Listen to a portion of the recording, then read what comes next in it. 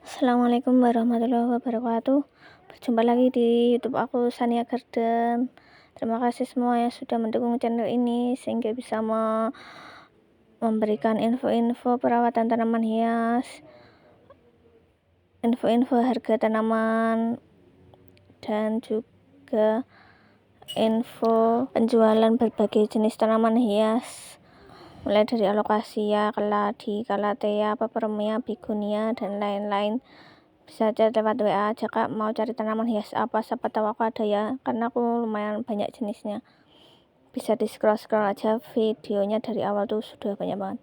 Jadi ini aku mau sharing perawatan alokasia, dan juga ini aku punya beberapa indukan alokasia ya.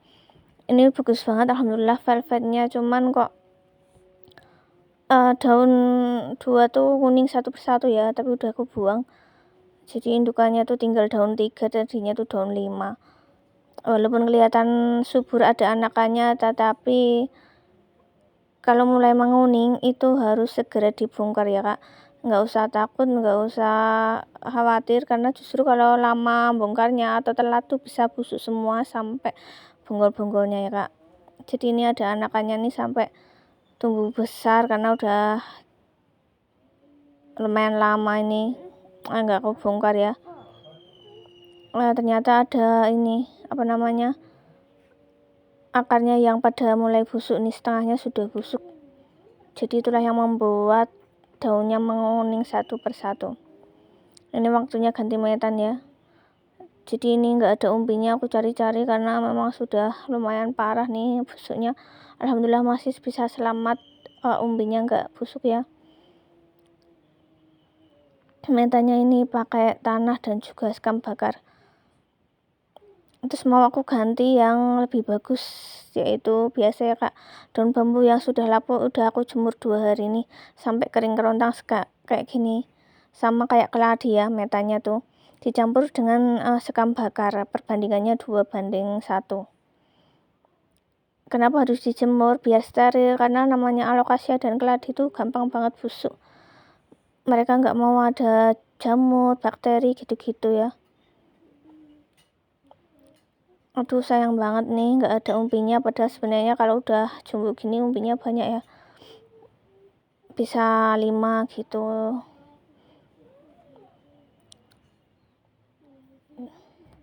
Terus daunnya juga mulai letoy kan ini. Jadi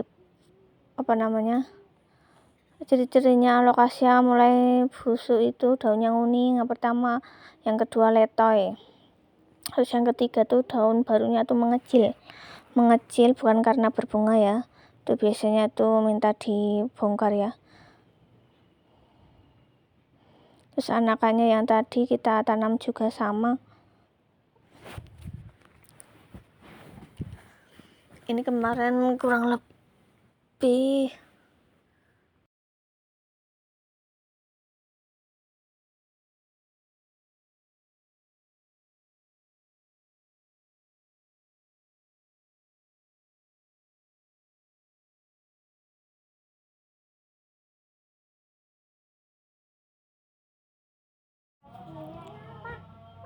ya seperti ini. Untuk penyiramannya nanti aku sepil, karena aku masih mau bongkar lagi indukannya. Ada silver, alhamdulillah sudah daun banyak, walaupun kelihatannya bagus dan seger ya, kayaknya nggak ada yang menguning. Ini sekalian mau aku ambil umbinya, seperti ini nih kecil umbinya, kita tanam nanti bisa hidup. Jadi perbanyakan alokasia gitu ya, kita bongkar kalau sudah berbunga, biasanya sudah ada umbi-umbinya. Ini juga udah ada akar yang busuk nih, kayaknya terlalu lembab ya. Jadi kalau penyiramannya tuh cukup seminggu sekali aja untuk alokasia dan juga begonia. Wah banyak yang busuk nih, waduh, jadi umbinya cuman dikit.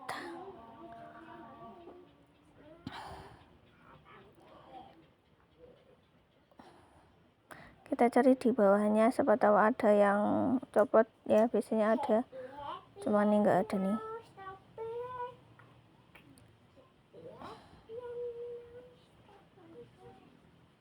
siapkan potnya jangan yang terlalu besar ya, menyesuaikan besar tanaman aja.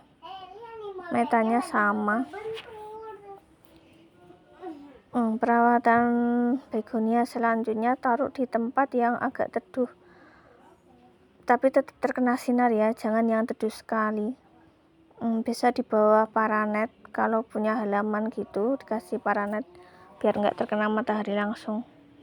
Kalau terkena matahari langsung bisa sih, cuman yang pagi ya, kayak misalkan jam 7 sampai jam 9 tuh nggak apa-apa, tapi kalau sudah jam 10 atau sampai siang gitu nanti bisa kering-kering kayak gini nih.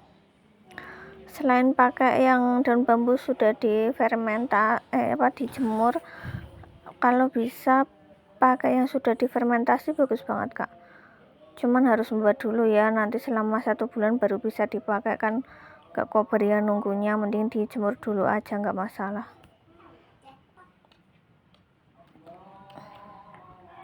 Ini indukannya yang ketiga. Alhamdulillah nggak ada daun yang kuning, sudah ada umbinya juga. Umbinya biasanya lokasinya itu kurang lebih ada 5.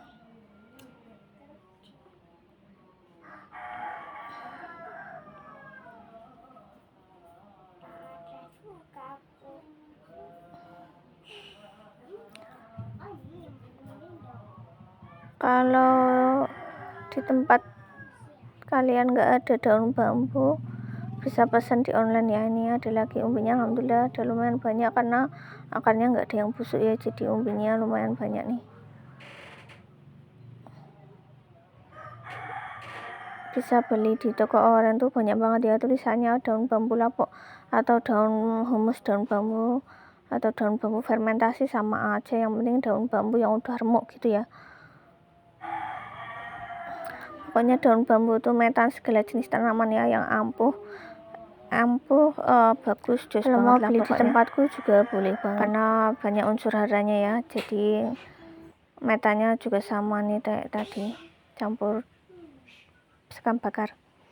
Jadi aku nggak pernah pakai pupuk ya, bukan nggak pernah sih, alokasi setahu aku jarang banget pakai pupuk. Kalau metanya cocok, insya Allah nanti dia numbuh daun dengan sendirinya, numbuh subur semakin besar daunnya gitu sih. Yang aku pupuk paling cuman ini keladi ya, keladi biar cepat besar. Yang kedua, yang berikutnya tiap nyiramnya kalau bisa dikasih antrakol ya kak. Antrakolnya pernah aku spill, aku suka beli di toko oren tuh, beli yang botol kecil tuh yang murah tuh 15.000, atau mau pakai yang pack besar tuh 200 gram kayaknya 40.000 ya. Tapi kalau misalkan nggak pakai itu sih nggak apa-apa, cuman untuk mencegah kebusukan aja sih kalau fungisida tuh.